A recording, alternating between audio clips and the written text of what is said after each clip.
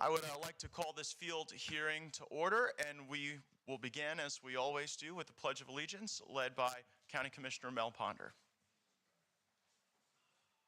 Thank you, Congressman. Y'all please rise, hand over your heart. I pledge allegiance to the flag of the United States of America, and to the republic for which it stands, one nation, under God, indivisible, with liberty and justice for all. We want to thank the Okaloosa County Commission for being such great hosts and allowing us to gather here to conduct our business today.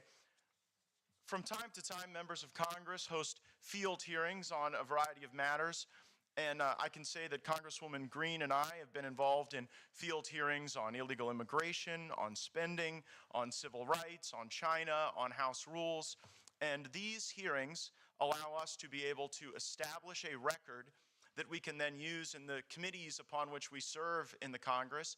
Congresswoman Green serves on the Oversight Committee, which has taken a particular interest in the subject matter that we will be discussing today. And I serve on the House Judiciary Committee, where we have oversight over the Department of Justice and the ATF as well. We can use and will use the content and clips from our discussion today during committee debates. You may have seen recently when we had Special Counsel Durham before the Judiciary Committee, I used clips that had been developed in prior hearings to be able to elicit answers. And we also make a record so that in the internal meetings and caucuses of the members of Congress, we're able to persuade people to our viewpoints. And as we gather here today, members of Congress are receiving feedback on important matters such as this because we are upon the appropriations process, where I know Congresswoman Green and I have great interest in ensuring that the resources of our government are not directed at entities that have been weaponized against our people.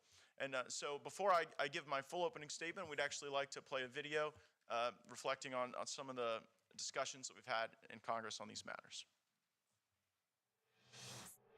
16 federal ATF agents were met with questions and skepticism by 4 Georgia members of Congress. I just introduced the bill to eliminate the ATF. The war on gun owners' rights has been waged long enough, and it's time to stop it. Why should you be able to destroy the life of one of my constituents over a technicality where they weren't even at fault, when you all lose thousands of guns and illegally keep hundreds of thousands of records?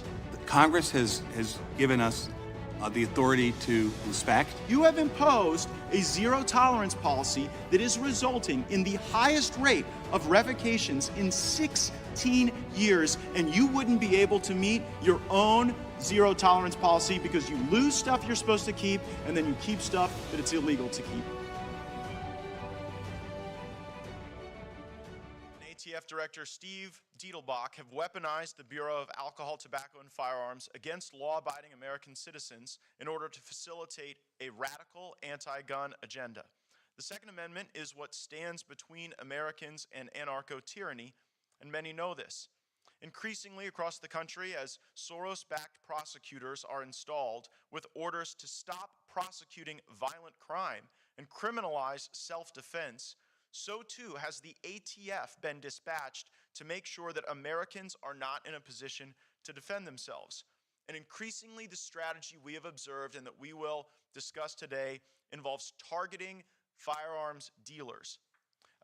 Recently when we had our Open Gates Day and I was in Baker, Florida having a cheeseburger at the Gator Cafe, the folks just a table over were FFL dealers and didn't even know I would be there, but had their own story of harassment and overreach and abuse of power by the ATF. Later that day when I was in Jay, Florida, I met with a local businessman, mom and pop shop, walked into his library, showed me a picture of his grandfather and a picture of his father, both of whom had run that firearms business. And he said one day he wanted to have his photo and his son's photo on that very same wall, and they are currently enduring administrative hearings to take away their licenses because on 3 forms, a clerk under county misread county as country and put United States of America instead of Santa Rosa County. And for that grave offense, this multi-generational business is at risk of losing their license.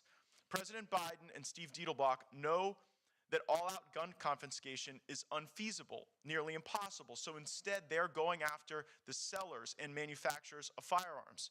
They want to make it impossible to exercise Second Amendment rights, and what better way to do this than to make it difficult to purchase a firearm? Make no mistake, the ATF is going after Americans, and FFLs are just in the way. In the last 2 years, FFL revocations are the highest they have been in 16 years. Joe Biden and Director Diedelbach's zero-tolerance policy is an overt and outrageous attempt to criminalize bookkeeping. According to their policy, perfection is the new business standard, and a good-faith clerical error made in a typo and a date is enough to revoke a firearms license. This standard does not require any intent. Nowhere in our justice system is such a standard found. Nowhere will you pay such a high price for a good faith and negligible error, not to mention that the error may be the result of trying to comply with erroneous and confusing red tape. This standard is unconscionable, unconstitutional, and an affront to the rule of law in our country. Federal firearm licensees all over the country are now being targeted by the ATF, and right here in our district in Northwest Florida, we see that occurring as well. Numerous constituents have been targeted and harassed for no reason at all. The ATF comes in and tries to put them out of business, and I know Congresswoman Green will speak to that dynamic in Georgia as well. Many of these constituents are so terrified about retaliation, and rightly so, that they could not be here today. But two of my constituents, Chris Smith and Miles Schuler, are here today, and I thank them for their advocacy and for standing up for their rights and for standing up for their customers as well and their rights. I hope that their testimony will embolden others who are watching to come forward and provide us critical evidence in this endeavor.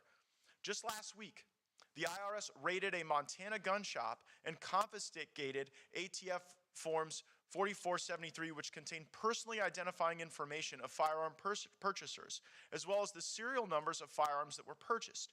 The warrant was for financial records, but these ATF forms were confiscated even though they were outside of the scope. No one can deduce that these records will make their way to the ATF to join the nearly 1 billion records already in the possession of the ATF that are being digitally transferred to searchable databases in contradiction to existing statute and the DOJ's own directives. This unconstitutional database is still in effect today despite the Government Accountability Office reprimand to the ATF in 2016 for maintaining this database and not adhering to their own standards. The history of the ATF is fraught with misconduct. Since 2015, thousands of guns have been stolen from the ATF's National Disposal Branch. Recently, the ATF has been caught routinely misclassifying bureaucrats as law enforcement officers, improperly costing taxpayers millions of dollars in additional pay and enhanced benefits that's supposed to be going to law enforcement officers. The ATF has even been known for setting up entrapment stings around the country and here in Florida, taking advantage of mentally disabled people in order to sell guns to criminals with the hope of tracking those guns. And they often lose track. This agency is an absolute clown show masquerading as a law enforcement bureau. Not to be outdone by past transgression, their latest bureaucratic assault on the Second Amendment is horrifying. The ATF's new rule, criminalizing pistol braces, is a brazen attempt to usurp congressional authority over our nation's laws, and they are abusing their rulemaking powers. I believe that this pistol brace rule will fail for the same reason the bump stock rule failed. The ATF does not have the authority to create federal law. This new rule will ban pistol braces on certain firearms, forcing users to jump through numerous hoops to comply with this decree or risk becoming a felon. Tens of millions of Americans could be affected. Disabled veterans, many of whom live in Northwest Florida, have used these braces for years to help them fire these pistols, enhance their mental health, engage in recreation and sports shooting. Now these law-abiding Americans, many of whom are patriots and heroes, will have to destroy their newly illegal firearm or figure out how to comply with arbitrary and confusing regulations outlined in the National Firearms Act. I'm not sure if the ATF really knows what this entails, but I sure know that Director Diedelbach doesn't know because he contradicted himself in testimony before the House Judiciary Committee. If a private citizen did a quarter of what the ATF does on a yearly basis, they would be thrown in prison for the rest of their life. The ATF may be beyond reform. It's a prime directive, and it's unconstitutional and diametrically opposed to Americans' rights to bear arms increasingly in their actions. There's no immediate timetable in which the ATF might become an ally of law-abiding Americans.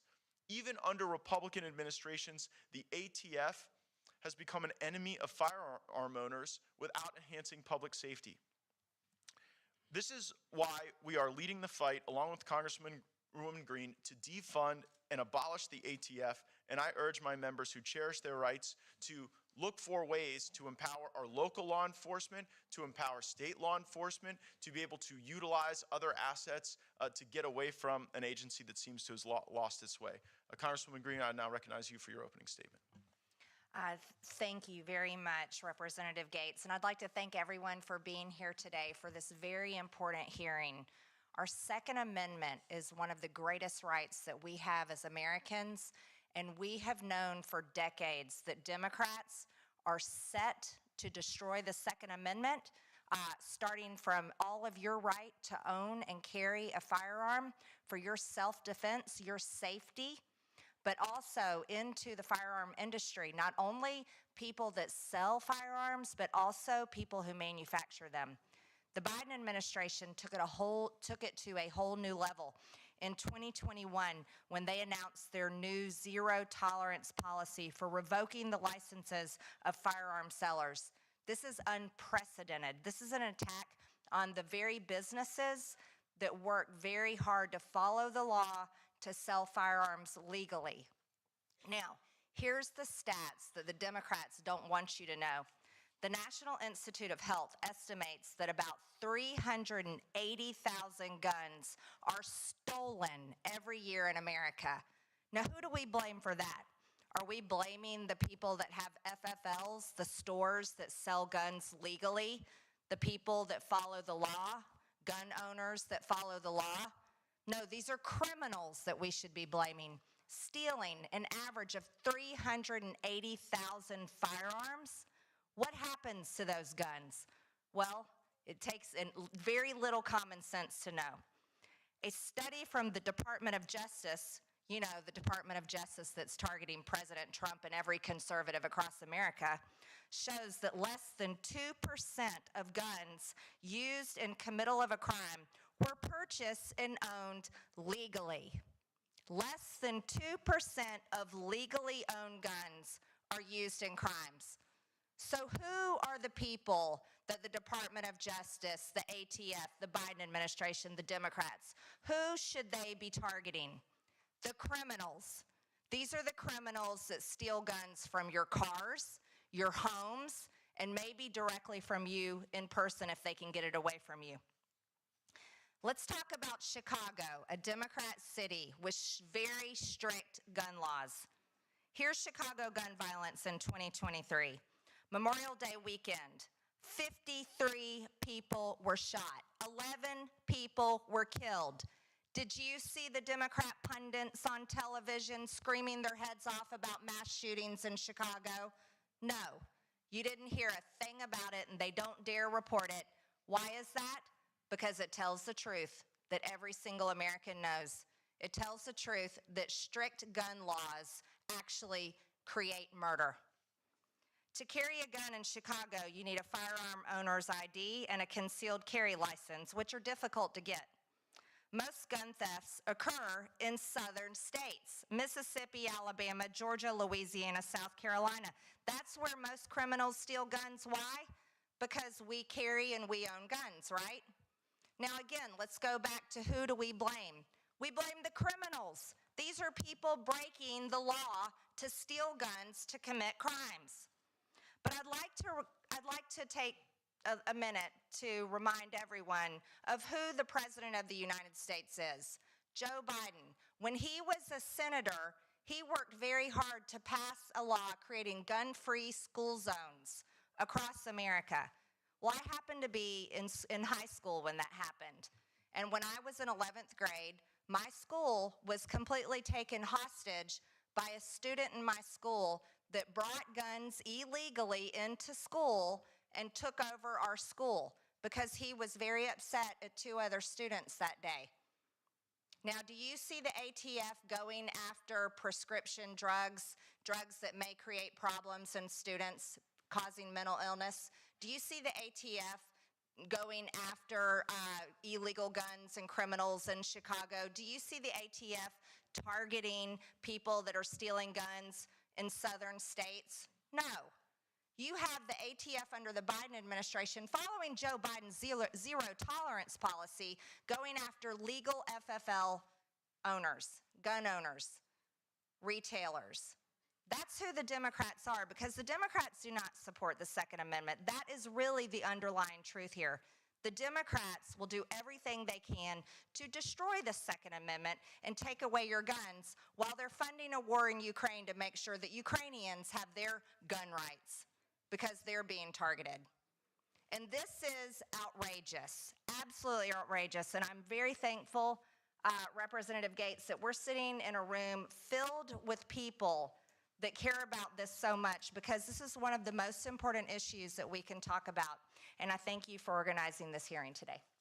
I'd now like to introduce today's witnesses.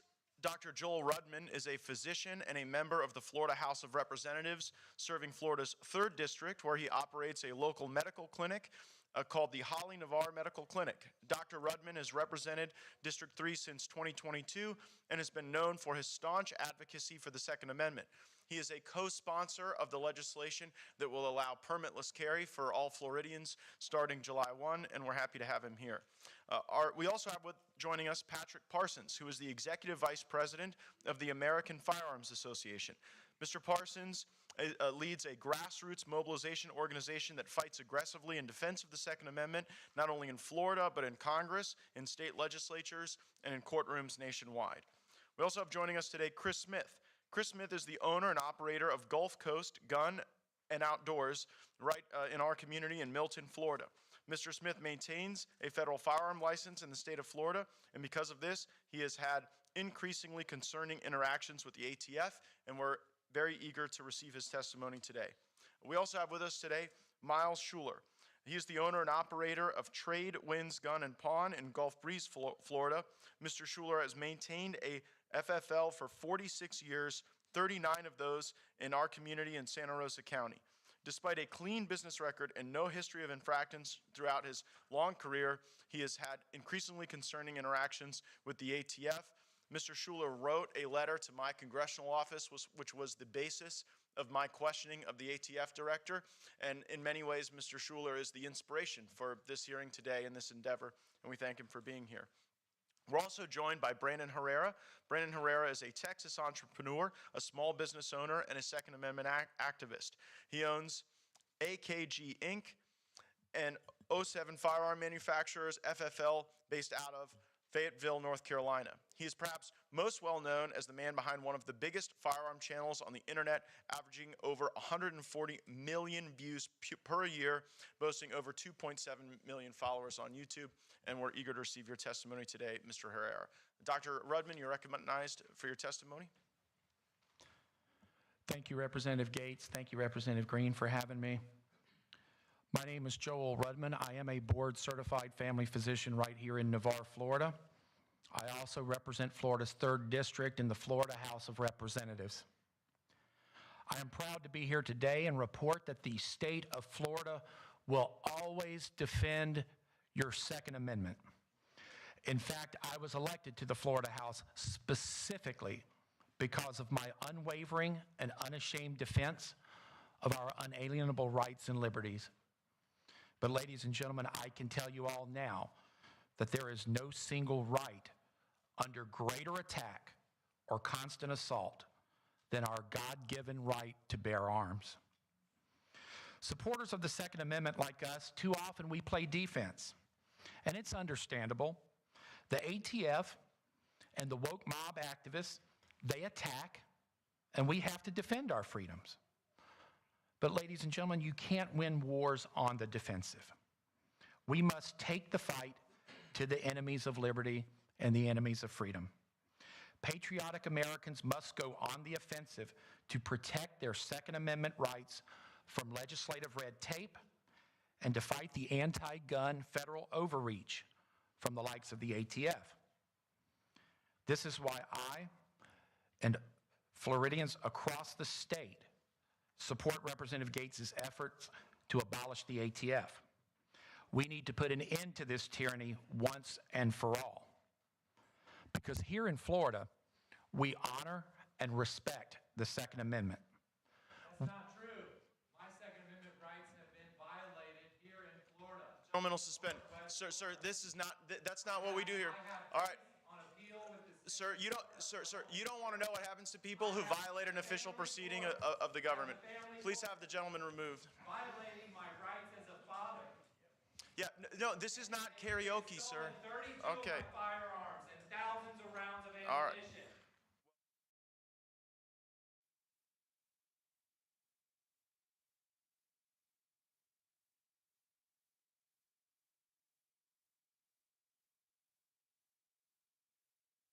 That's the difference in writing a letter to your congressman and having your views reflected in policy and action and showing up with a video camera and having a far less productive encounter. The gentleman will continue. Thank you, Congressman.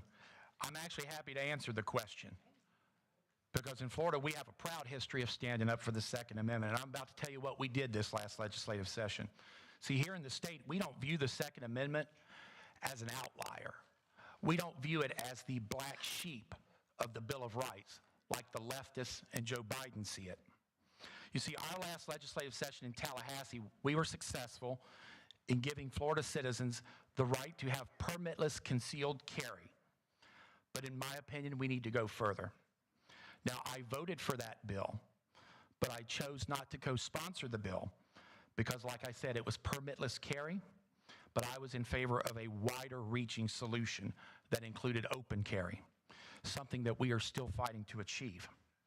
Now, for my part, to answer the gentleman, I did co-sponsor a bill that would have restored gun purchasing rights to our 18, 19, and 20-year-old adults in the state of Florida. You see, those rights were taken away in 2018 after the Marjory Stoneman Douglas tragedy. The way I see it, if you're old enough to serve our nation overseas, and if you're asked to make the ultimate sacrifice on behalf of our freedoms, you shouldn't be asked to sacrifice those rights when you come home. I also plan to run legislation this next legislative session to limit the time in which the Florida Department of Law Enforcement can run a background check. Currently, I have gun store owners in my district, and you'll hear from Chris Smith shortly.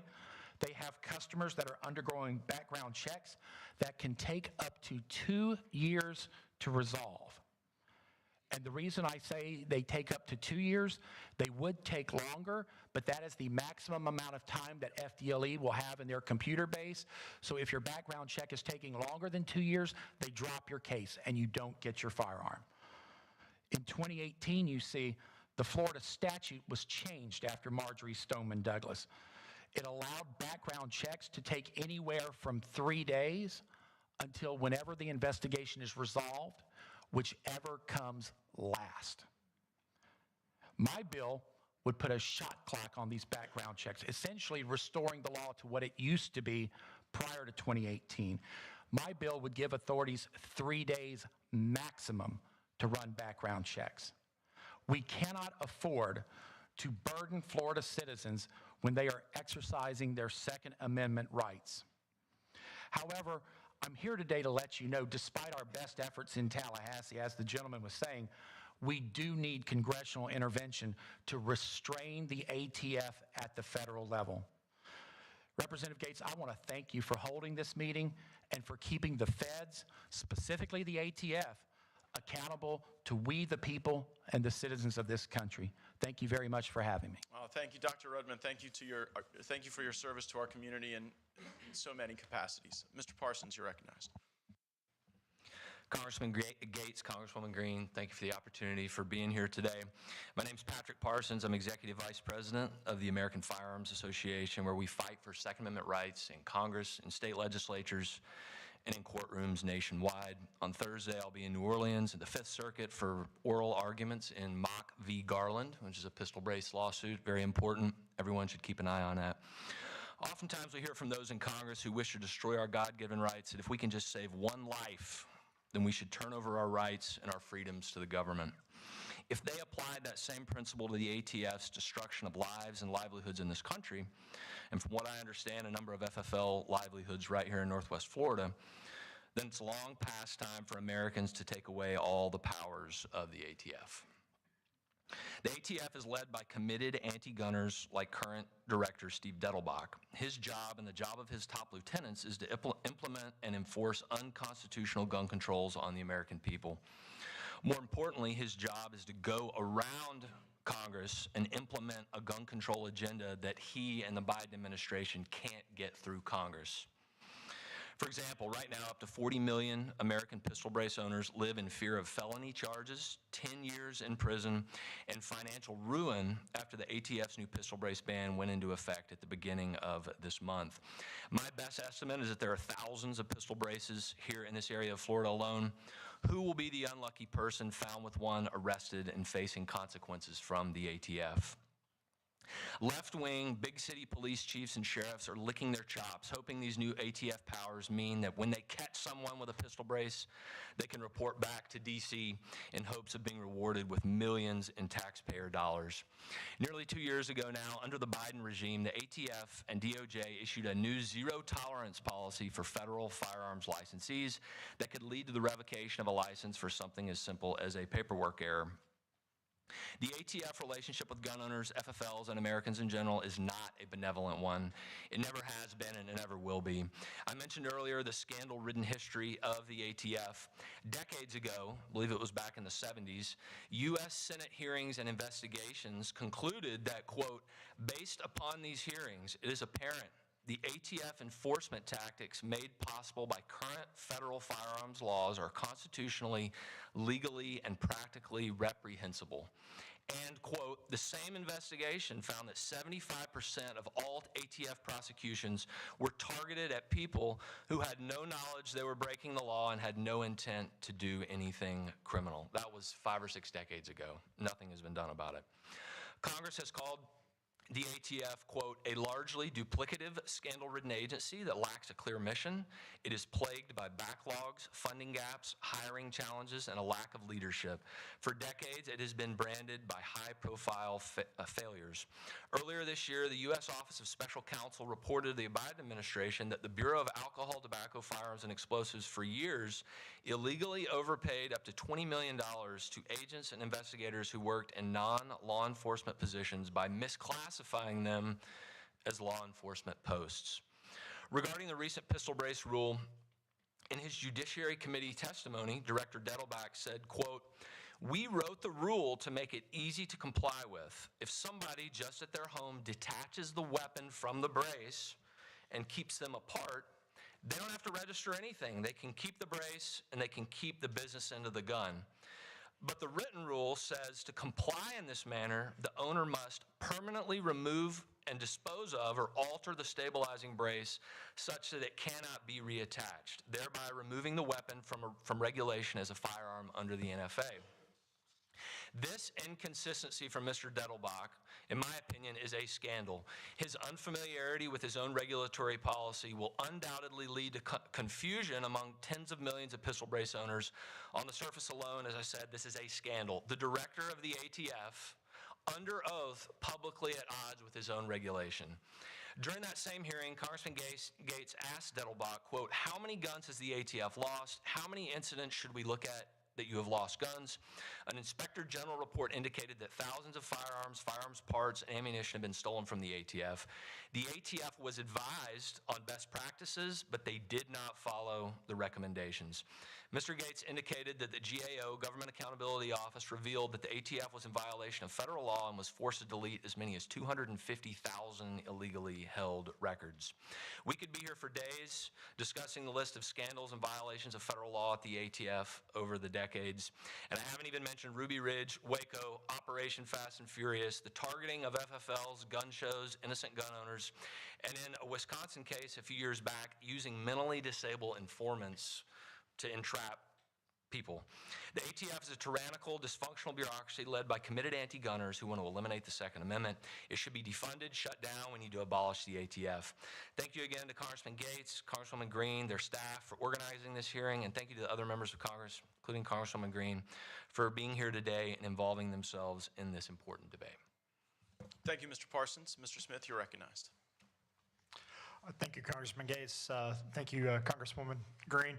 My name is Chris Smith. I'm a federal firearms licensee in Milton, Florida, where I own and operate Gulf Coast Gun and Outdoors. We're one of the highest volume dealers in the Southeast. I have grave concern that the ATF is being weaponized against high-volume FFL dealers like myself. My business was recently audited, and it seemed that the intent was to shut me down from the moment that they walked in. They were in my store from mid-August to mid-November, auditing my store. On the very first day of the audit, we overheard them say, "I bet they aren't laughing at us on Facebook now." They were clearly making references to several posts made on Halloween 1 year prior, where we put on t-shirts labeled ATF and FBI and told everyone we dressed up as the scariest thing we could think of this year. They were clearly stalking our social media accounts. Luckily for us, having a sense of humor isn't illegal yet, but that doesn't mean they can't harass us. At one point, the ATF agent pulled a 4473 and cited us for a form that he said looked like a customer had filled out the portion that we were supposed to fill out. One of my employees confirmed that the portion he was referring to was his own handwriting, but the ATF agent still cited us for the form. We asked him where he got his handwriting expertise certification, in which he replied, "It looks the same, so I'm assuming that it is." How unprofessional. We also had some forms that showed a firearm was released after 5 p.m. on the third day of Florida's mandatory hold period, which we were told by the Florida Department of Law Enforcement was okay. The ATF agent told us that it had to be 3 full business days in between purchase and pickup. We called FDLE to interpret the rule, and they refused to interpret the rule. They told us the interpretation was up to the dealer, but our inspecting IOI told us we had to go by his interpretation and cited us for those as well. At one point, we were asked to forward the ATF agent emails from multiple handgun transactions we did, which we then forwarded to him 3 separate times. He claimed he never received them and got angry with us, saying we were screwing with him. Turns out he didn't know how to check his emails properly on his government laptop, and another IOI with him had to show him how to do it. The ATF is not sending their best to Northwest Florida. Again, he never apologized for getting angry with us or accusing us of screwing with him. It took him and the other IOI a week to audit our firearms inventory. They started doing it properly, checking every serial number on every gun the way we are made by them to check every one that comes in. After 2 days, they decided to use our POS system and just scan the boxes. This was not only an improper way to audit inventory, but also messed up their count because they had to convert ones they had already accounted for, and that conversion did not go well. After their audit was complete, they showed over 300 firearms missing from our inventory and gave us 2 weeks to show them the firearms or be cited for them. Most of those firearms were still here. They made us physically pull each one and show it to them. He didn't mark some off the list after we physically brought them to him, making us do it again. The agents themselves do not know most of the rules and regulations, constantly screwing up audits, yet the ATF tries to revoke our licenses and our livelihood for tiny little mistakes made by a customer or a part-time employee. After his audit was completed, he made us go back and change manufacturer in our bound book of firearms. He said we had the wrong manufacturer listed, but had no way to confirm this because the firearm had been transferred to the customer. Manufacturers of foreign-made firearms change all the time. So not only could there be no way he knew the manufacturer without the firearm in hand, but I know that he was personally wrong on half the ones he made us change because I put them on the bound book myself. I feel like this is a setup to cite us on things in the future. We hired very expensive lawyers to make sure we did not lose our license, and we were put through a huge waste of time on mistakes made by their agents. I know of 3 other FFL dealers in our area alone that are getting revoked or have been revoked for similar mistakes. FFL dealers in business for 20 plus years that are being targeted. We need to fight this unconstitutional agency, and this is why I fully support Representative Gaetz' bill to abolish the ATF.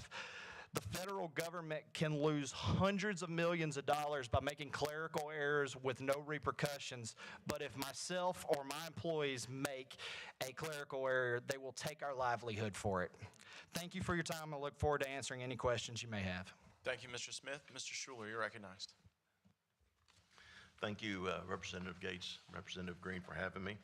My name is Miles Schuler. I was an FFL holder in Santa Rosa County. I've been a firearms dealer for some 46 years, 39 years of it in Santa Rosa County. I've always strived to facilitate the sale of firearms to law-abiding citizens to keep accurate records. And in the 46 years, I've had good relationship with law enforcement. Previously, the FFL and the regulatory agency, the ATF, had a mutually beneficial relationship, bringing us up to speed on rule changes and keeping things more efficient until changing to the adoption of the zero tolerance policy was enacted. This resulted in ATF's aggressively putting FFLs like mine out of business. It is absurd that ATF has dedicated perfection as a requirement to stay in business currently. My mistake is deemed willful by ATF. By the mere definition of word a mistake, it is not willful. I think this practice is unethical, and I worry for my country. I specifically worry that a federal agency can abruptly end a 46-year career based on one error. That was not my error to begin with. It's completely out of my hands. 2 years ago, while I was in the process of selling a firearm to a customer, I completed the background check using the Florida Department of Law Enforcement Purchase Program. The background check was uneventful, and FDLE rendered an approval number. Some months later, during an ATF audit, I was told the background check was now a non-approval. I am a hands-on business owner and do all background checks myself. This background check came back as an approval. I was never notified in any way during the months before the audit that the approval was changed to a non-approval. When I was told that the approval change, it was their opinion that I purposely and willfully used the incorrect finding from the FDLE. Even though FDLE made the error, it was on my paperwork. So it was my willful error. After completing close to 50,000 background checks correctly in my 46 years, why would I willfully ignore one background check? The answer is simple, I did not. But the ATF has revoked my license and ended my career and livelihood. The weaponizing of ATF against store owners like myself must stop. Without us, there would effectively be no Second Amendment. There would be no ability to purchase the means to defend yourself in an increasingly lawless country where the government is focusing on harassing law-abiding citizens and business owners like me, instead of prosecuting career criminals out on cashless bail for the 15th time. The ATF knows this, and that is why they're trying to put us out of business. They want to criminalize all gun owners. FFLs are just in the way. Thank you for inviting me. Tell my story. Appreciate it. Thank you. Thank you, Mr. Schuler. Mr. Herrera, you're recognized. First off, I'd like to thank you, Congressman Gaetz and Congresswoman Green, for allowing me a platform to speak about the ATF. It is one of my favorite topics. The Bureau of Alcohol, Tobacco, and Firearms was formed about 50 years ago in 1972. It wasn't originally intended to be a law enforcement, or for that matter, a law interpretation agency of the federal government. Believe it or not, it was founded as a split off from the Treasury Department. It was formed as a sort of accounting division tasked with processing taxes paid on exactly what the name says, alcohol, tobacco, and firearms, particularly taxes for compliance with things like the 1968 Gun Control Act and eventually the National Firearms Act. Much like many other divisions of the federal government, it did not take long for the ATF to grow and operate well past its original purpose.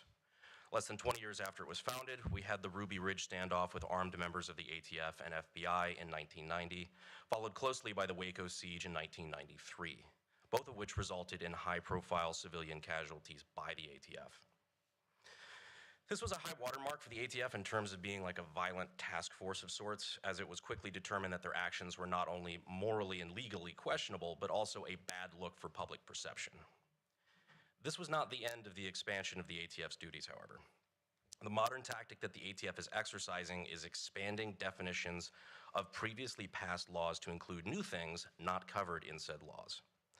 You see, the ATF is not a legislative body. It is not Congress, and it cannot make new laws. But in changing or expanding definition of laws already passed by Congress, they're essentially legislating. You see, even though Congress recently tried to reverse the ATF's ban on stabilizing pistol braces, a bill that failed, the ATF did not need any such bill to implement the ban on them in the first place. They simply made a decision to redefine them as SBRs, or short-barreled rifles, and therefore regulated by the NFA, violations of which are punishable by 10 years in prison.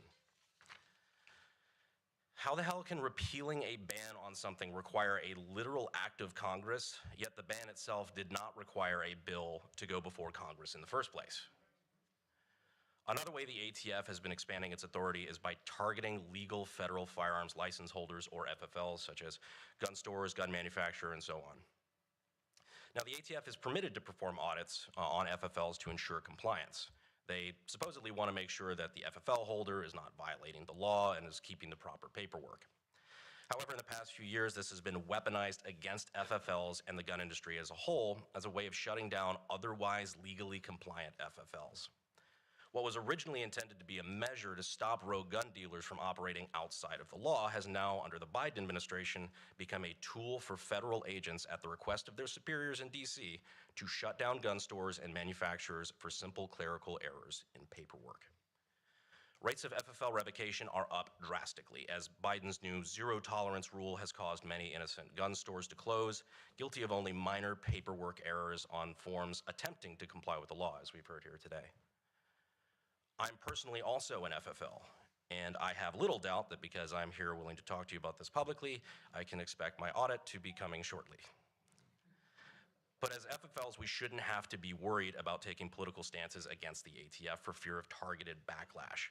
As gun owners, we shouldn't have to worry about new gun laws who have the ability to turn law-abiding citizens into felons, especially without an act of Congress. That is why the ATF has to be reined in from the top, not only for the sake of gun owners across the country, but also to set a precedent and remind other government entities that they are not allowed to play by their own rules. Thank you for having me here today, and thank you for all the work that you're both doing to stop this weaponization, and we're happy to take questions. We'll now proceed to questions, and I'd like to begin with you, Mr. Schuler, because I want to get this fact pattern on the record. You've been in the firearms business for 46 years, right? Yes. And during most of that time, you actually viewed the ATF as a helpful partner. Is that your testimony? Correct. And the reason is because during most of the decades in which you've been involved in this business, the ATF wanted you to be successful in complying with regulations, right? Seems so, correct. And you identified in correspondence to me that the adoption of the ATF's zero tolerance policy is what really changed them from being an entity wanting you to be lawful and in compliance to an entity that just wanted to catch you in some technical violation of the law, right? Exactly. And the violation of the law they caught you in wasn't even a mistake of your own doing in this case, was it? No. So help people understand how the FDLE, the Florida Department of Law Enforcement, is involved in a gun transaction. Well, they're they're charged with doing the background check themselves. So we online or on the phone called the background check into them. And the reason that they do the background check is because there's a national system by which they can search and see if someone would not be eligible to receive a firearm because of their conduct in Florida or in another jurisdiction, right? Correct, and we don't have any latitude to use anybody else but FDLE. And yeah, so you can't go choose another vendor. You're No. forced to go to use FDLE. Correct. And FDLE I've seen no evidence that they've been malicious in your matter, but they are not the first perfect government entity that makes no mistakes, right? That's correct. And in the matter that resulted in your revocation, it was the FDLE's mistake on their own search that resulted in you getting improper information, right? Correct. And when the when ATF found that mistake, did they punish FDLE for it? No. Did they withhold any money to the state of Florida? No. No, they put you out of business. Correct. Mr. Smith, you're a high-volume dealer.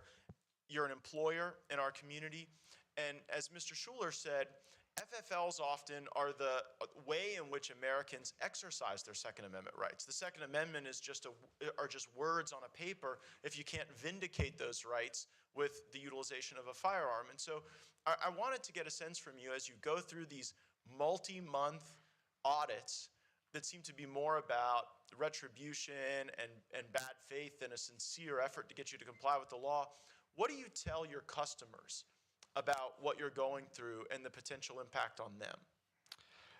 So, first off, the customers get very nervous because they see ATF agents walking around your store, and so it kind of drives your customers off a little bit anyway.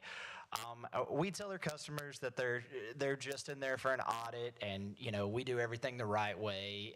But it makes them very nervous when they're in there because they've seen how lackadaisical the ATF is with our rights in the past.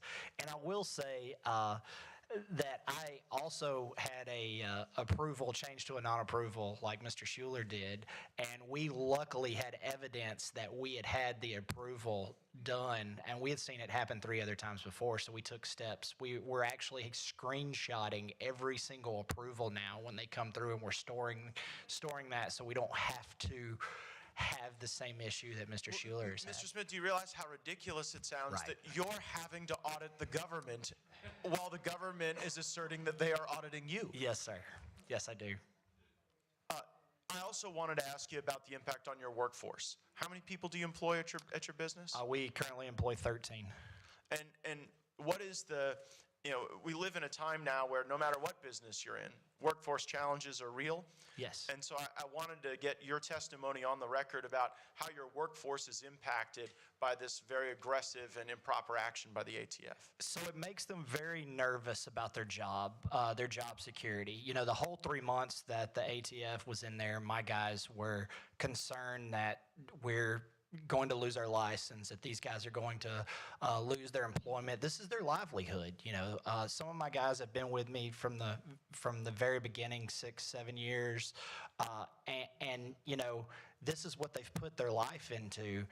The entire time they were there, they were scared that they were going to lose their job over a clerical error.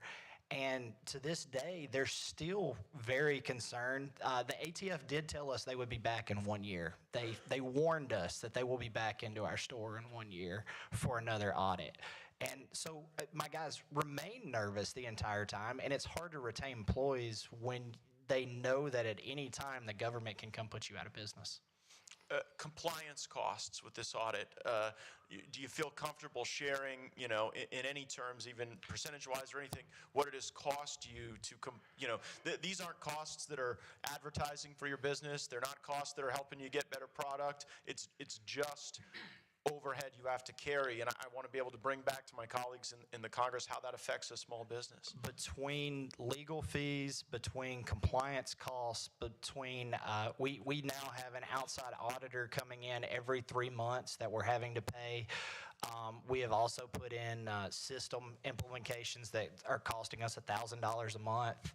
We're in at about $60,000 since the ATF left in November to make sure that we kept our license. So you've hired your own auditor to Yes. pre-audit you to get ready for the ATF audit, and then you're going to have to audit the ATF and the FDLE with your own screenshots. Yes, sir. Congresswoman Green, you're recognized for questions. I would just like to add in there that this is why the cost of buying goods and services in America goes up, because the government makes it so difficult on small businesses. And Mr. Smith, you just outlined the perfect example why. It's government abuse and oversight that is causing you to spend far more money than you ever should in order to run your business and legally sell firearms to Americans. I'd like to talk with you all for a few minutes. There is a gun store in Georgia that needs to be recognized. They've also been a victim of the ATF. Adventure Outdoors, they've been in business for over 40 years. They're one of the largest firearm dealers in the United States of America. Myself, along with several of my colleagues, we showed up there because they had a raid that just recently happened in March. They are used to, the Wallaces that own the store are used to dealing with the ATF, just like you all are. They're used to the audits, and they normally work with Georgia ATF agents. But what happened in March was unbelievably different and unprecedented. The ATF showed up with what they called their special force, and it was 16 ATF agents coming from all over the country, mostly from Democrat states and Democrat cities that have very strict gun laws. So you can already see their mindset. Here's what came out of it. After an audit, the ATF found 3 violations. All 3 of the violations were just as you described, Mr. Schuler. They were administrative errors. But one of these so-called violations could be serious, and it could cost them their FFL, which they will fight, and they may have to go to court. So just as you were talking about, Mr. Smith, spending just unknown amounts of money and having to be prepared to do so as a business owner is a very high risk to putting you out of business. They're waiting to hear the decision, of course, and we will stand by and be very engaged with them on this. But they're trying to find out, will they have their FFL revoked, just as you did, Mr. Schuler. I'd like to ask a few more questions. And just understanding how it works in the state of Florida. So you have to use the state background check system, but how does that relate to the NICS system? And just for everyone here, NICS is the National Instant Criminal Background Check System that became part of a background check system from the Brady Act in 1993. And the NICS system, just for everyone's information, has a 95% false positive. So 95% of the people that get denied the ability to buy a gun, it's a false positive. So it shows you how bad this government taxpayer-funded system is. So Mr. Schuler, Mr. Smith, and also Mr. Herrera, let's go one at a time and help me understand, like, how does it work between, say, for here in Florida, the FDLE background, your state background system, how does that work with the national NICS system, and then from your state as well? Let's start with Mr. Herrera, and we'll go down the line. So I don't believe that Texas has anything like that. I think that all 4473s usually just go through the NICS system, typically. We actually don't handle 4473s for that exact reason. So we're a manufacturer. We have the ability to do background checks and to sell to the public, but literally out of fear of the ATF and audits, because that seems to be the thing that they go after the most, we weighed the risk and reward and decided that it wasn't worth it to even register to be able to do it in NICS. So that's something that we voluntarily just don't do because the ATF scrutiny is too intense. Thank you. Mr. Schuler? In Florida, the way I understand it is Florida opted to run their own background checks, and they run it, and I believe they run it through the same avenues that NICS is run through as far as the NCIC computers and so on. But they just render their finding to us directly, and we just don't have access to the NICS system at all. Okay, thank you. Mr. Smith?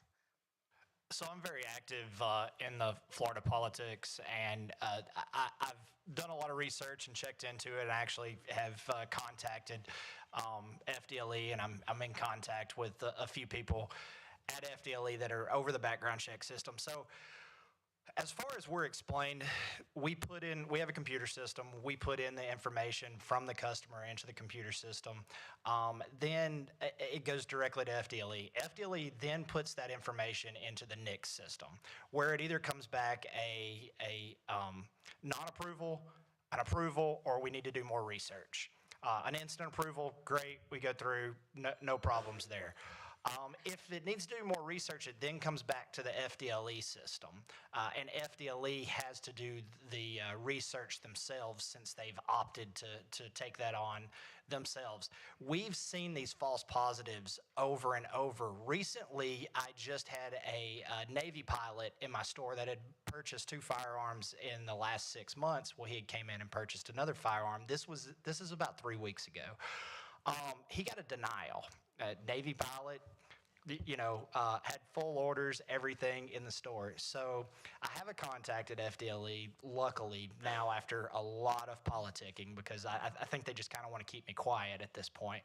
And I reached out to him, and he said, let me check into it. I gave him all the information, the transaction number, and everything, and he asked to speak to the Navy pilot that was in the store. And I put him on the phone, and 5 minutes later, came back with an approval. So what had happened is he explained to me that the pilot's information, he had the same name as a gentleman out of New York, but the birth dates were different.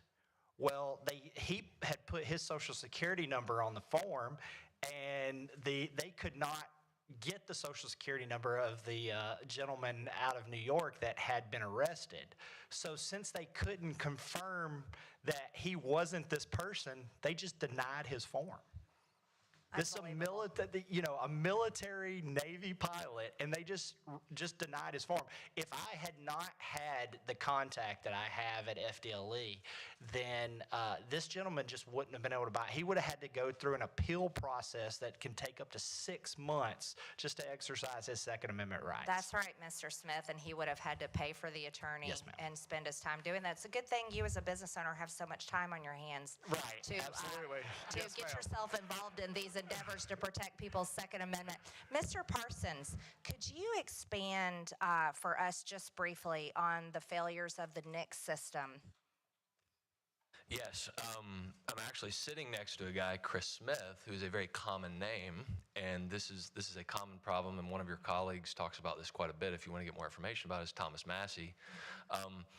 If you have a common name, this is a problem from time to time in the NICS system. And ironically, again, Chris Smith, there's probably thousands of Chris Smiths who want to buy firearms in the United States. And I think it just goes to what you mentioned earlier, Congresswoman Green. It's a government system, and they mess up, and we're the ones who deal with the issues. So, but there's been a lot of research done on the false positives, and some of us were talking about it earlier. Once you get your name on that government list, and especially when it comes to something related to like the Second Amendment, it's kind of important, it's kind of a big deal. It's going to cost you thousands of dollars. You're going to have to hire attorneys. You're going to have to appeal to get your name off of that list. And like I said, Congressman Massey has a lot of information about this and probably some funny quips about it as well. I'm sure he does. Well, and just for the record, everyone, think about this. The ATF is willing to revoke your FFL or possibly revoke the FFL of Adventure Outdoors, the gun store in my state, over administrative errors. But when they do the NICS background checks, it's okay for them to make the administrative errors because people have the same name, but they somehow can't pay attention to the birth date and the Social Security number. That just outlines the everyday failures of the federal government, but yet the American people pay the price. I yield back, Mr. Gaetz. Dr. Rudman, I'd like to talk to you a little bit about the reciprocity issue and how that would affect Floridians. So Florida is really becoming a gold standard state when it comes to defense of the Second Amendment. Of course, there are always improvements. That's why there's legislation like the legislation you're offering to go and remediate where there was, I think, a attack towards gun control that many don't support. But when Florida, when I go visit my friend Congresswoman Green in Georgia and cross the state line, I don't carry with me my rights as a Floridian. Right. When I go to the swamp of Washington, D.C., I think it might be a crime to look at a gun, and unless you're a criminal. And so talk about how the rights of Floridians would be affected and how your work would be supercharged if we were able to get the Congress to have multi-state reciprocity. Yes, sir, Congressman, and absolutely, you're 100% correct. And I just wanted to go on the record as well. So our gun store owners who are here today, the testimony you've heard, they are 100% correct.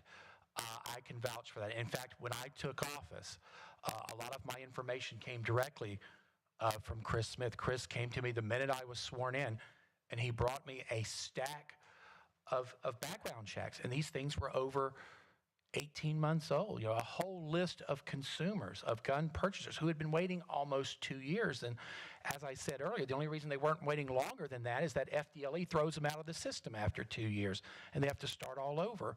So to answer your questions earlier, Congresswoman Green, about the difference between FDLE and the NICS system, Florida had the option to either run it themselves or use the NICS system.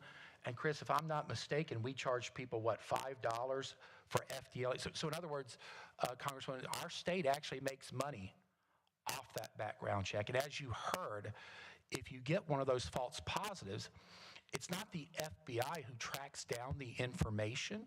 It's our own Florida Department of Law Enforcement. So Congressman Gaetz, you can imagine if I'm trying to purchase a firearm and I come up as a false positive, and the statute in Florida says they can take as long as they need to clarify the situation, there's no incentive for FDLE to hurry up. And as a matter of fact, when I talked to the representatives in the Florida Department of Law Enforcement, a lot of the issues we have with these delayed background checks, it's actually not the state of Florida. It's when people move to Florida from other states. So a good example would be California. They specifically told me that there were names on the list who had moved here from California. And in FDLE's opinion, they said California is the hardest state to get background check information from. Apparently, whoever does things in California, they answer 100 phone calls a day. So if you're caller number 101, they hang up on you and you've got to try again tomorrow. So, but again, to answer your question, should FDLE be running this? Should the feds be running this? Reciprocity? You can imagine if I'm calling from Tallahassee needing some information and I'm calling Sacramento, do you think they're going to be in a rush to give that information to Tallahassee? Or if the FBI were calling, who do you think is going to get their phone call returned first? So that's the incentive for my bill for next session. We're going to put a shot clock on FDLE. We're going to give them as much money as they need to do their job properly. But if they can't do it, worst case scenario, if we decide to use the NICS system, well, hey, whatever we need to do to not restrict people's Second Amendment rights, whatever we need to do to get that background check done in a reasonable amount of time, not 2 years, 3 days. I want to drill down into this shot clock legislation that you're talking about, because I think it could have multiple positive effects laterally with other states and upward to the federal government. And as I understand the dynamic that the witnesses have testified to, we have other states and we have a federal government trying to use bureaucratic process to deprive people of their Second Amendment rights. And so rather than surrendering to that paradigm and having our citizens waiting oftentimes for little reason or no reason at all, what you're saying is that if people want to actively frustrate the Second Amendment rights of our constituents, they have precisely 72 hours to do so. And if they fail to frustrate the rights of our constituents in that time, we will vindicate those rights. We will go on offense, as you testified to. Do you believe that shot clock legislation, if passed in Florida, could have perhaps a positive and invigorating impact on some of these entities that seem to have lost their way?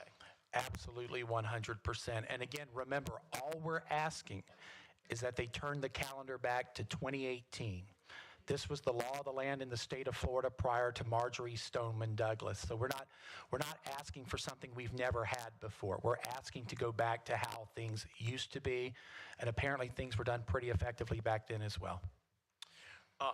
We in Northwest Florida have some of the best 18, 19, and 20-year-olds on the planet Earth, and a lot of them go to work every day at Eglin Air Force Base and Hurlburt Field and NAS Pensacola and Whiting Field and 6th Ranger Battalion and certainly up at Camp Bull Simons as well. I want to get a sense from some of our local dealers, to what extent do you deal with gun owners who are also in the military? What percentage of the book of business do you see from that? And then your perspective on Dr. Rudman's legislation to go and vindicate the rights of those young adult Americans, because I can share with you that there is a thirst in Washington, particularly on the left, to deprive 18, 19, 20-year-olds of those rights nationwide. And I want to get your sense on it. Mr. Smith, if you don't mind.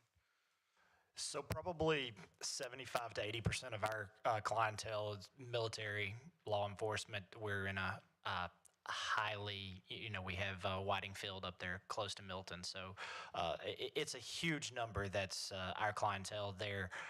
I would say that, a lot of those are kids that get transferred in from other states, and they have no clue that they can't purchase a firearm in the state of Florida.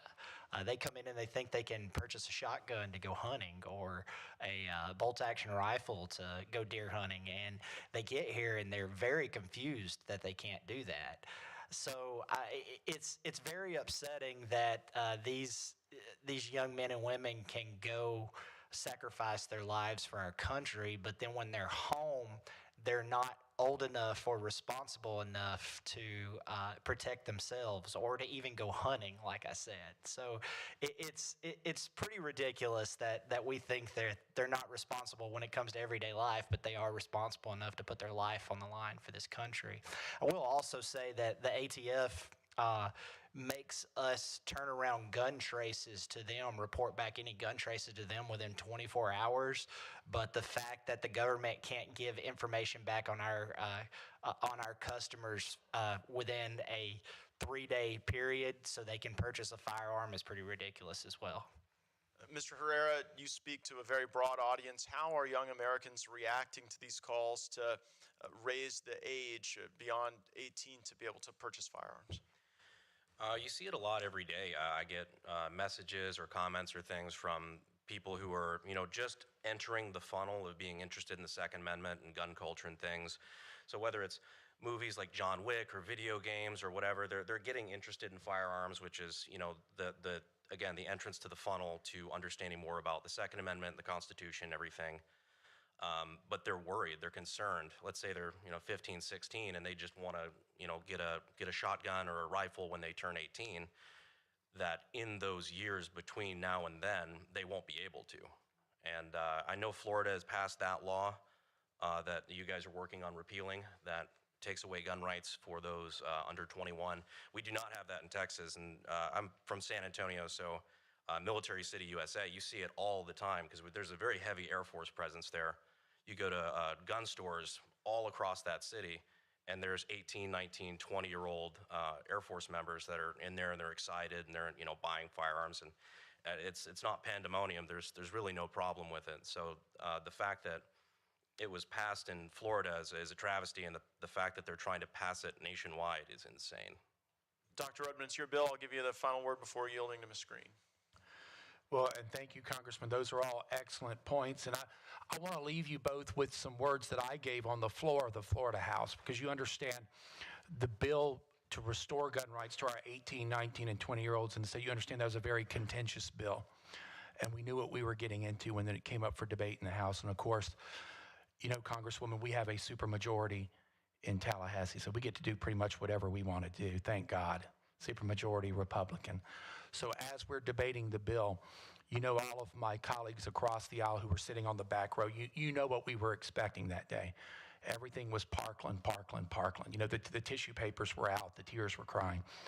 So I want to leave you with my words from the floor of the House that day, because I was the only Republican who stood up and said the word Parkland, because there were heroes that day at Parkland High School. There was one kid in particular who was a 15-year-old who, when the shooter was outside in the hallway just raining holy hell, there was a 15-year-old kid who held his classroom door shut, and he took a barrage of bullets to his body, but he kept that door closed so that killer couldn't get in that classroom and kill hundreds of other children. So that 15-year-old was forever known as the hero of Parkland. So while others are crying about how we have to restrict gun rights and take my skeet gun out of my garage and confiscate everybody's weapons here who are law-abiding citizens, when the tears were flowing, I said, well, wait a minute, let's think about what we did. It's now been 5 years. I wasn't here 5 years ago in the legislature, but let's look at what we accomplished. The killer of Parkland, I don't know if you heard, he got a life sentence. He didn't get the death penalty. Can you believe that? So he now gets 3 hots and a cot for the rest of his life, courtesy of the Florida taxpayer. And what of that hero of Parkland? What of the courageous 15-year-old and hundreds of other children who were very brave that day? Well, now it's been 5 years later. That 15-year-old is now 20. It will be another year before the hero of Parkland can purchase a firearm for his own safety, for his own protection. And to me, that's the worst travesty of all. That's not how we treat heroes in America. Congresswoman Green. Dr. Rudman, you know what is really sad to me is that this country knows the name of Nicholas Cruz and David Hogg, but does not know the hero of Parkland's name, that 15-year-old that is now 20 years old. I think that's tragic, and that hurts my heart. And again, as a teenager who at 16 years old was the victim of another student who was mentally ill and brought guns and put our school on lockdown, I just want to reiterate that gun-free zones are the most dangerous places in America, and our schools, where our children are, should never be sitting ducks at the risk of losing their lives with any madman with a gun that wants to come and murder children and teachers and school administrators and coaches. That should never happen, and the whole reason why it is that way is because of Joe Biden. That needs to be known forever. But Dr. Rudman, I would encourage you to make sure that the hero of Parkland, Florida, at Marjorie Stoneman Douglas High School, that boy's name should be the name that our country knows. Not David Hogg, that is a paid political activist that works as hard as possible to take everyone's gun rights away, because they want all of you to be labeled as would-be murderers simply because you use your Second Amendment to own a gun. And not Nicholas Cruz, who gets to, like you said, have three meals and a cot on the Florida taxpayer's dime. That's a shame. I'd like to talk about something that is personal to me. This week, there is a man in New York that is being sentenced because he pled guilty to planning to murder me. And he has been at home on house arrest because the judge sent him home after he pled guilty in his trial. And for months, I've been waiting for his sentencing trial because it's a pretty bad feeling to know that there's someone in New York who pled guilty to planning to murder you but got sent home by the judge. And then I traveled across state lines. I drove here to Florida. And I had to do research on what are my gun rights? What are my gun rights to carry a gun to protect myself from all the death threats that I get? I get some of the most death threats out of members of Congress, not only from just deranged people that think they want to murder me, like this man in New York, but also from a very particular sector of people. It's the people that call them trans child activists. These are the people that want to support genital mutilation of children in our country, which I'm solidly against. But I had to do a lot of research to find out what are my gun rights coming to Florida. And you get a lot of, not only me, you get a lot of tourists, you get a lot of families that travel to Florida coming here. And my colleague, Congressman Gaetz, and I fully support national reciprocity. I think our colleague, Congressman Richard Hudson, has a bill for that, and I think we're going to go back to Washington, talk about getting that passed. It should be passed. But it shouldn't happen that you have to do so much research what your gun rights are when you're traveling. So just real quick, Mr. Redmond, am I allowed to carry a gun in the state of Florida? I have my permit in Georgia. I have constitutional carry in Georgia. I know y'all are about to get it in Florida. So what's the deal? I defer to my friend Chris Smith on that. Chris probably knows a lot more about that. But I know our bill goes into effect, Chris, July 1, I believe. So you can carry with your Georgia permit. It has reciprocity in the state of Florida. Without a Georgia permit, you wouldn't be able to carry until the bill goes into effect on July 1. Okay. Well, thank you very much for that. Yeah, I'm a very proud gun owner, and I think it's the right thing for everyone. The pistol brace is extremely important. The pistol brace, as everyone knows, has been the target of Democrats. But the pistol brace is something that's easy to use, especially if you're a woman or if you're an older person, handicapped people. The pistol brace is a wonderful thing, but the ATF has decided it's evil. And for some reason, you can take your pistol brace off and set it to the side, and set your firearm to the side, and it's okay, it's legal then. But think about this: they advise women. Usually, they advise women, "Hey, you should have a shotgun because that's the best home defense weapon." And a shotgun's pretty heavy if you've ever carried one. So if you don't have that much upper body strength to lift up a shotgun, then that can be a problem. But the pistol brace is fantastic. I'm a big fan of the AR-15. The great thing about it is that you get as many bullets as you want. And if somebody's coming in your home to murder you or your children, guess what? You can have as many bullets as you need to defend yourself. And I think that's a big deal. But the greatest threat, and Mr. Parsons, I want to talk to you about this. The greatest threat in our country is not firearms. See, they don't get up and kill people, do they, by themselves? No. But it's the radical leftist groups, and you face them all the time. I faced them before I came to Congress as an activist, a gun rights activist. But you face them all the time, being the executive vice president of a group that defends gun rights. Now, the group that I want to talk about is the one that endorses the director of the ATF. That's Everytown for Gun Safety, who was funded by $50 billion from Michael Bloomberg. Can you expand on the assault to Americans' gun rights by these heavily funded radical left gun-grabbing groups? Yeah, I mean, it's complicated, but at the end of the day, it's all about money. I mean, and I think what you see in the gun rights community a lot of times is just people giving, like my organization, $35 a year or whatever to join. We don't have Soros, we don't have Bloomberg, we don't have Tom Steyer's, another guy who ran for president a couple years ago, spent $100 million or something. But yeah, I mean, you can imagine when you have that type of money, you can hire people, you can hire activists, you can get the commie mommies out from their, teas and yoga sessions and head into the Congress. And I know this is something you care about a lot. You see the red shirt radicals on Capitol Hill all the time.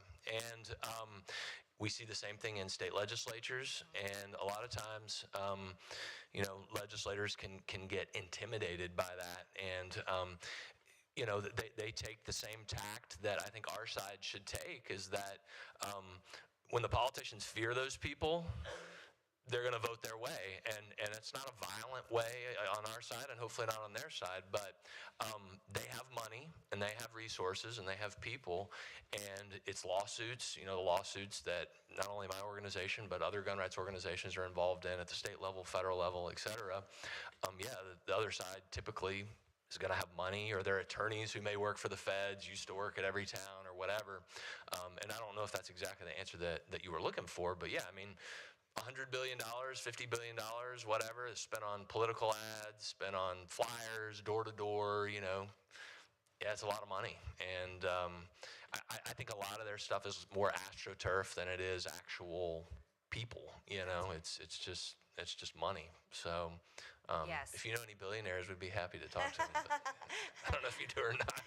Well, I think what I wanted people to understand is how organized the left is. And like you said, it's more AstroTurf than actual people.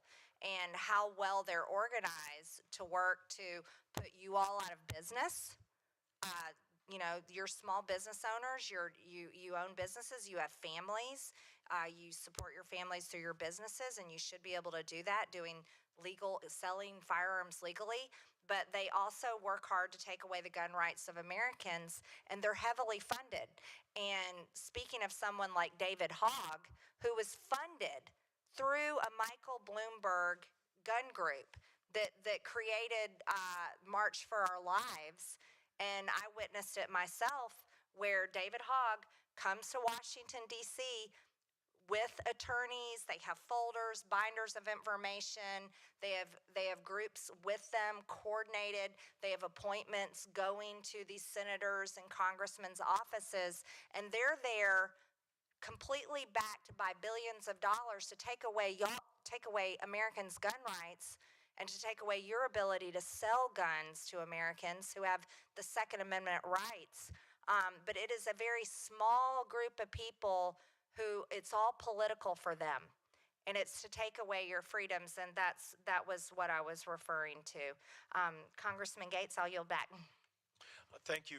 Mr. Smith, I wanted to further probe the dynamic Mr. Schuler spoke about, where the ATF really converts from being a helpful entity to try to get people in compliance to trying to catch you out of compliance. And it seemed in your testimony that there were specific instances where the bad faith nature of that was apparent.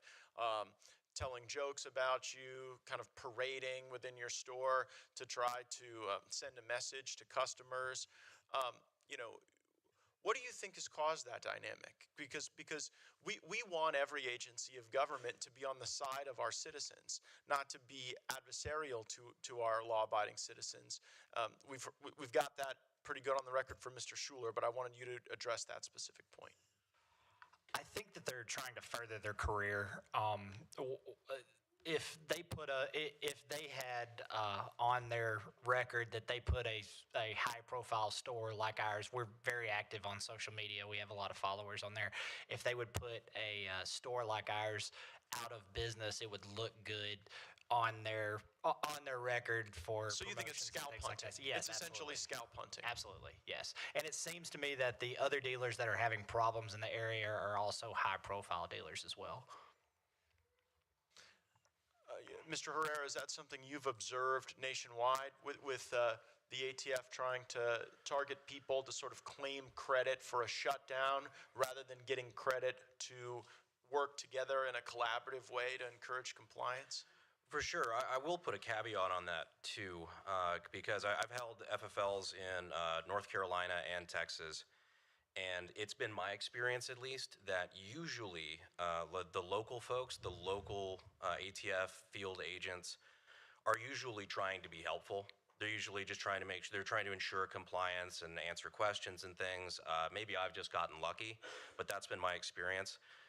The problem starts when you start incorporating the feds in D.C., the D.C. offices, because once you get those people or out-of-state people who have no connection to the locals or the area, that's where you start having people who have political agendas, and especially with the zero-tolerance rule, I believe, if I'm not mistaken, now there is a penalty for the agents as well.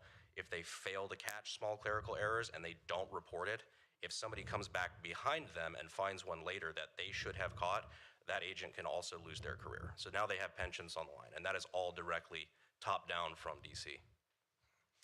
I want to thank you all so much for joining us today. I want to particularly thank Mr. Schuler and Mr. Smith, who, through the normal course of constituent requests for information and for advocacy from our office, have contacted us on a variety of matters through the years, and I'm very grateful for both of you for putting us to work for you, putting our team members to work for you. And if the folks in Northwest Florida and Georgia, throughout the country, are wondering, where do we go from here? How do we take this information that we've anchored in this testimony and put it to use? The appropriate, what Congresswoman Green and I know is that we can file our legislation to send a message to uproot the authorities of these entities, but ultimately it comes down to the money. That if money is continuously sent to entities, it is fungible. And it gets used in a variety of at times, unlawful ways and ways that were never contemplated. And we got testimony regarding the pistol brace rule on that particular point. And so we head back to Washington armed with this information to try to constrain resources that would otherwise be used to put people out of business and to harm our fellow Americans. But there is another reform that Congresswoman Green and I fought for that's really a renewal of our oversight tools in the Congress. And it's a little wonky. It's called the Holman Rule. But the Holman Rule that Nancy Pelosi got rid of, but that Speaker McCarthy, to his great credit, reinstituted, allows us to be able to target the salary of any bureaucrat in the federal government and to specifically force a vote on defunding a particular salary. And as Congresswoman Green and I leave this hearing today, she and I are sending a letter to the chairwoman of the House Appropriations Committee, Chairwoman Kay Granger, in which we express our intent to file a Holman Rule rider on the budget to zero out the salary of the ATF director, Mr. Diedelbach. And we'll be transmitting that letter today. And we will be including some of the transcript and records from our constituents. We deeply thank you. If you are in attendance today and you're interested in other field hearings that we host on veterans issues, on security issues, military issues, please sign up at gaetz.house.gov to be able to get notices regarding those so that we can get your feedback as well. Ms. Green, I'll yield to you for any closing remarks before we conclude our hearing. Thank you, Congressman Gaetz. And I'll just add on one last thing. We need to make sure that we all have your support and that Washington hears from you. That's the best thing you can do, is make sure your voices are heard. And we need to make sure that we can abolish the ATF Act. That would be great. And then we can stop this radical, unconstitutional abuse towards FFL owners and dealers, and also American Second Amendment rights. Thank you so much for coming today. Thank you. And thank you for coming down to Northwest Florida again. I know Georgia loves her, but I always tell my colleagues she would make a great Florida woman. So thank you to the Okaloosa County Commission. Thank you to our terrific law enforcement officers who kept everyone safe today. The formal portion of our meeting is concluded and we are adjourned.